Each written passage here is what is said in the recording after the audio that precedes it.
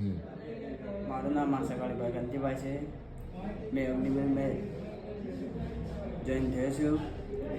અત્યારે મારી એકેડમીમાં મેં જોઈન કરી હતી પહેલાં એનએસડીમાં મેં પહેલાં જોઈન કરી હતી. અત્યારે મેં પાસ થઈ ગયો છું. હવે ટ્રેનિંગ પૂરી કરીને પછી હું ઘરે આવ્યો છું. અત્યારે એટલું જ કહેવા માગું છું. સો નચિકેતા ફાઉન્ડેશન પાટણ તમને કઈ રીતે તમે મતલબ કે ટ્રેનિંગમાં જોડાયા, કના પ્રયત્ન કેવી રીતે મદદરૂપ રહી? મદદરૂપ તો છે. મારો કાકો એક હતો, મારો ભાઈ હતો, ત્યાં ગ્રામ પંચાયતમાં હતો, ત્યાં રહેતો હતો. ત્યાંથી પેલા સાહેબ હતા, પેલા સાહેબનું નામ હતું જીગરભાઈ. પેલા વાત કરતી જીગરભાઈ સાહેબને કીધું કે તમારે અહીંયા જોડાવાનું છે. મેં કીધું હાર હું જોડાઈ જઈશ.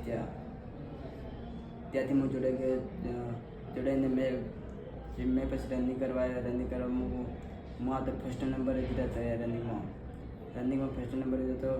ત્યાંથી મને કીધું સાહેબ કીધું તું પાસ થવાનું જ છે એમ.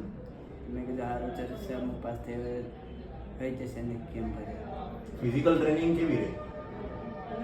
ફિઝિકલ ટ્રેનિંગ મારી અચ્છી રહી, મજા આવી ગઈ, એટલી બધી મજા આવી ગઈ. અને અહીંયા આવે ને તમને જે ખાવાનું ને આ ખાવું, આ ના ખાવું, આટલું પીવું, આ પાણી પીવું, આટલું બધું તમને સમજાતા?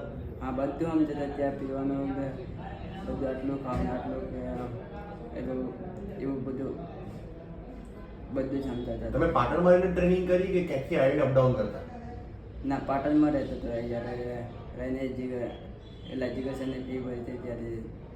તમારી ફીઝ નચિકેતા ફાઉન્ડેશન દ્વારા તમારી ફીઝ પણ ભરવામાં આવી અને બધું જ નચિકેતા ફાઉન્ડેશન દ્વારા કરવામાં આવ્યું? હા, ફાઉન્ડેશન તરફથી મારે ફી ભરવામાં આવી. બરાબર. ત્યાં ટ્રેનિંગ કેવી રહી? ત્યાં મજા આવી હતી. બસ મજા આવી? હા, મજા આવી. શું મજા આવી?